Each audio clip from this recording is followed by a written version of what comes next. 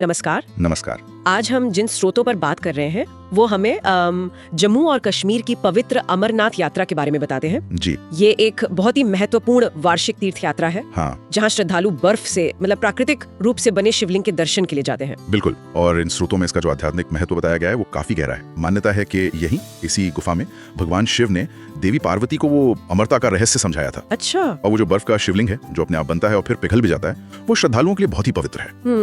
इन स्रोतों में मुझे लगता है 2025 यात्रा की तारीखों का भी जिक्र है। हाँ, शायद 3 जुलाई से। हाँ, 3 जुलाई से 9 अगस्त के आसपास ऐसा अनुमान है। और ये भी एक दिलचस्प बात है कि यात्रा ज्यादातर रक्षाबंधन के दिन ही समाप्त होती है। हाँ, ये मैंने भी पढ़ा।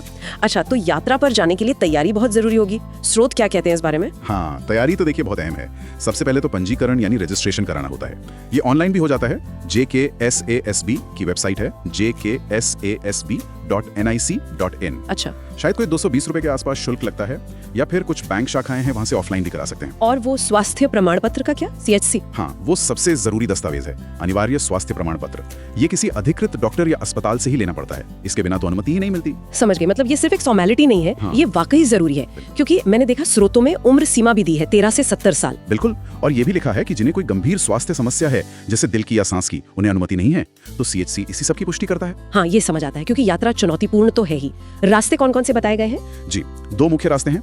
एक तो है पहलगाम वाला। ये थोड़ा लंबा है, करीब 36 किलोमीटर। इसमें लग जाते हैं 3 से 5 दिन। पर शायद ज्यादा सुंदर होगा। हाँ, स्रोत कहते हैं कि ये रास्ता प्राकृतिक रूप से ज्यादा सुंदर है और चढ़ाई भी धीरे धीरे आती है। दूसरा है बालटाल वाला। हाँ, वो छोटा वाला। हाँ, छोटा है, करीब 14 किलोमीटर का। इसे 1-2 दिन में पूरा किया जा सकता है, लेकिन छोटा होने के साथ साथ इसकी चढ़ाई बहुत ज्यादा खड़ी और मुश्किल है। तो ये ज्यादा कठिन हो। हाँ, शारीरिक रूप से ज्यादा चुनौतीपूर्ण है। हेलीकॉप्टर सेवा का भी जिक्र मिलता है स्रोतों में, जो शायद उन लोगों के लिए है जो पैदल नहीं चल सकते या जिनके पास समय कम है। तो फिर तो शारीरिक फिटनेस पर बहुत जोर देना पड़ता होगा, है ना? हाँ, क्या सलाह दी गई है? हाँ, बिल्कुल। सलाह यही है कि यात्रा से कम 1 महीना पहले से तैयारी शुरू कर दें। रोजाना 4-5 किलोमीटर पैदल चलने का अभ्यास करें। अच्छा। और सामान क्या क्या ले जाना चाहिए? देखिए, ऊंचाई पर मौसम बदलता रहता है, तो गर्म कपड़े, और वो भी परतों में पहनने वाले, ताकि जरूरत के हिसाब से कम ज्यादा कर सकें।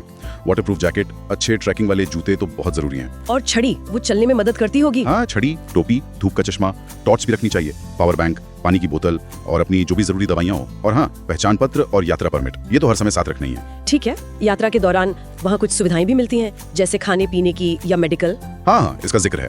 रास्ते में जगह जगह लंगर लगे होते हैं जहाँ मुफ्त भोजन मिलता है। मेडिकल कैंप भी होते हैं और आराम करने के लिए टेंट वगैरह की व्यवस्था भी होती है। और सुरक्षा के लिए भी पुख्ता इंतजाम होते हैं। CRPF, BSF, सेना, स्थानीय पुलिस सभी तैनात रहते हैं। लेकिन चुनौतियां तो रहती होंगी, जैसे वो ऊंचाई वाली बीमारी? जी बिल्कुल। ऊंचाई की बीमारी यानी AMS, एक्यूट माउंटेन सिकनेस का खतरा रहता है, और मौसम भी अचानक बदल सकता है। बारिश, ठंड बढ़ सकती है। इसीलिए सलाह दी जाती है कि धीरे चलें, शरीर को एक्लिमेटाइज होने का समय दें, खूब पानी पिएं, और अगर कोई लक्षण महसूस हो तो तुरंत ध्यान दें। शारीरिक तौर पर आध्यात्मिक रूप से बहुत संतुष्टि देने वाली है। बिल्कुल। और इसमें सबसे जरूरी है अच्छी तैयारी, सही रास्ता चुनना और वो स्वास्थ्य प्रमाण पत्र, CHC। हाँ, एकदम सही। और कुछ करने और ना करने वाली बातें भी साफ लिखी हैं स्रोतों में, जैसे धीरे चलें, पानी पीते रहें, कूड़ा ना फैलाएं। हाँ, पर्यावरण का ध्यान रखें, स्थानीय संस्कृति का सम्मान करें और शराब या मांसाहारी भोजन से परहेज करें। ये सब यात्रा की पवित्रता बनाए रखने के लिए। बिल्कुल। अच्छा, एक बात सोचने वाली है जो स्रोतों से निकल कर आ रही है। ये जो यात्रा का समापन अक्सर रक्षाबंधन पर होता है, हाँ। क्या इस खास त्योहार के समय और इस तीर्थ यात्रा के आध्यात्मिक अनुभव के बीच कोई गहरा संबंध हो सकता है? मतलब ये सिर्फ संयोग है या इसका कोई प्रतीकात्मक महत्व है जिसके बारे में हमें और सोचना चाहिए? ये वाकई एक दिलचस्प सवाल है, सोचने वाली बात है।